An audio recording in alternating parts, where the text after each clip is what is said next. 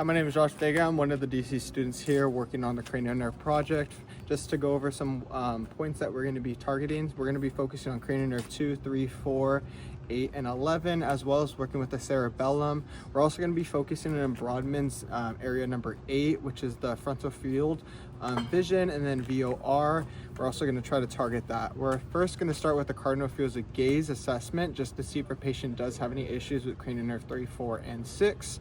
And then activities that we're going to be implementing are more targeting 6, 8, and 11 and the cerebellum. We're going to be pushing the limits of that and trying to test them and see if we can progress with that. Alrighty, so we have Gabe here, so we're going to be starting with his evaluation for this. So we're going to first start with the cardinal fields of gaze. So we're going to follow this pen light. Alrighty.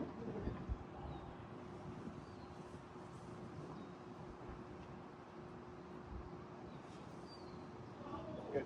Our second evaluation, we're going to check for accommodation. So we're going to be doing eye push-ups going in and out. Alrighty.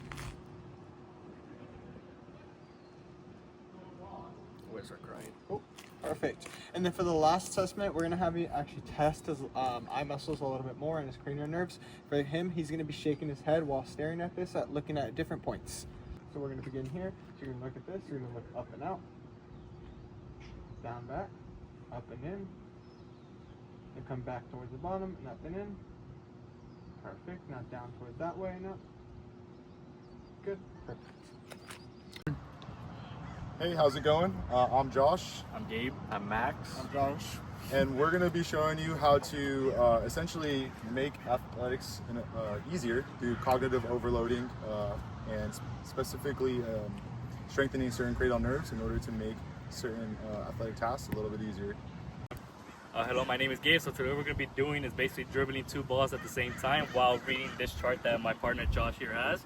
What he's going to be doing is basically showing me, he's going to tell me what line to read while dribbling. I'm going to have to read every letter that's in that line. Basically what we're going to be doing is Gabe is going to be dribbling, right? But we're also going to be reading this chart. And essentially what we want is for Gabe to read each letter with each dribble. All right, Gabe, so let's go ahead and give it a shot here. Okay, so what line? We're going to start off at the top, so we're going to read the first line.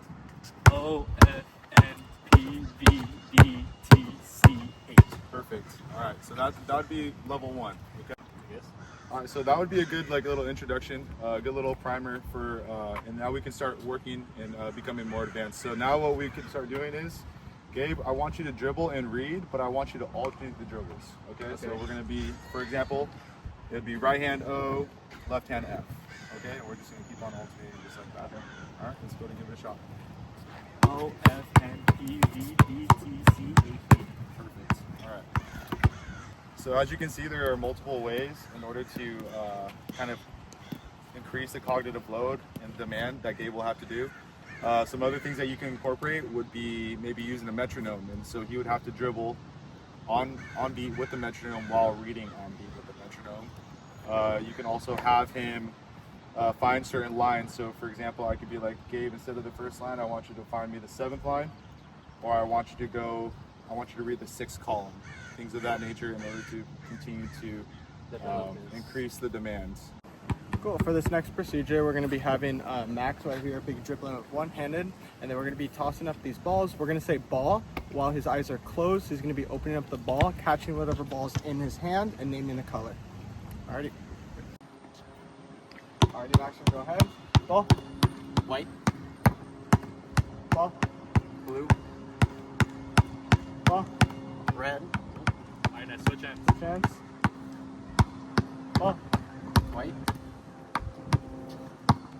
Ball. Red. Ball. Blue. Chance. Ball. Ah, shoot. Aggressively overload this. We could increase the speed at which we throw the balls at, or we could also have Max face us towards his back, turning towards us to catch the ball just for a faster reaction. Ball. Red. Ball. Blue. Ball. White. Ball. White. Sorry. Ball. Blue. Next next progressive overload we can do, every time we toss the ball to Max, we can have him either say like a state, an animal, or anything that he can associate to have him think other stuff and try to keep his mind busy while he's trying to do the activity. So for this next one, we're going to have him say states. All right. Ball. Rhode Island, Ball. Texas, Ball. Florida, Ball. Massachusetts, Ball. West Virginia, Switch hands. Ball. California, Ball. Oregon, Ball. Ball. New Mexico, Arizona. Okay, so for this activity, we're gonna have Big Josh here. He's going to be our basketball player for this activity. Upon start, he is going to turn around. I'm going to drop one of these balls. White means he has to go for a layup. Blue means he has to go for a mid-range jump shot. Red means he has to go for a three-pointer. And after the ball is dropped, Gabe is going to give him a direction, either middle, right, or left. And he has to do one of those three shots in one of those three directions. All right, so just as a reminder, we got white as a layup, blue as a mid-range, red as a three-pointer. Here we go. Left. Red, 3, left.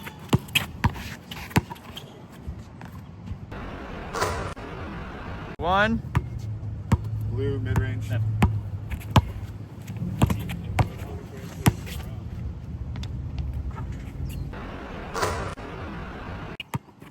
Middle. White. Wait.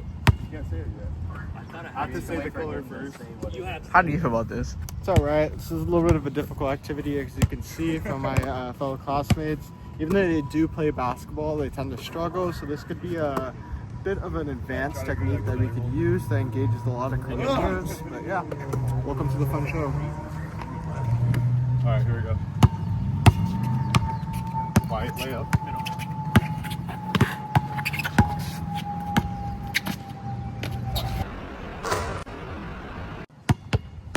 What is that, three-pointer? Right. Right, three-pointer? Oh, that was right, dude. Exactly.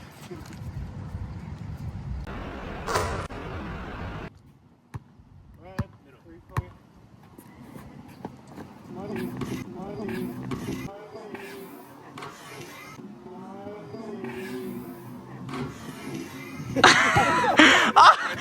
Money! You have to have 3 minutes. Red, 3. Left. Money? Blue, mid-range. Left.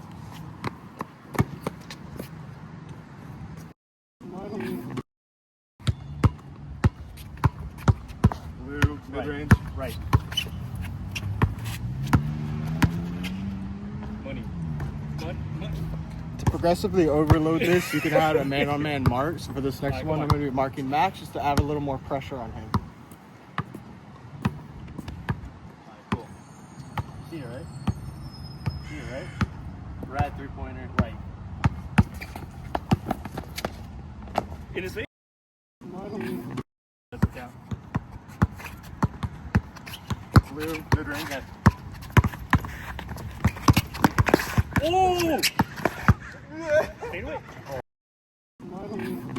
Two. Red, three-pointer. Left. Damn, dude, chill. Over here, like, white energy and shit. Ready? White, layup. Left. Left hand, too. Left hand. Left hand. Yay! Sitting outside here This of your alma mater, how does it the feel? old stomping grounds. Feels good. You know, those are potentially our target, patient, young athletes trying to excel in their sports, trying to take it to that next level. Whoa! And, we're here to help them out. So that's what we do. On some of my Yeah, dude. cognitive function while playing basketball, and the way they really make you think about the colors and the alternating of the positions of the hands, it really does kind of force you to really think about what you're doing. So if you guys have any kids in the sport of basketball or any sports that you guys are looking to have them grow and excel, definitely check these guys out.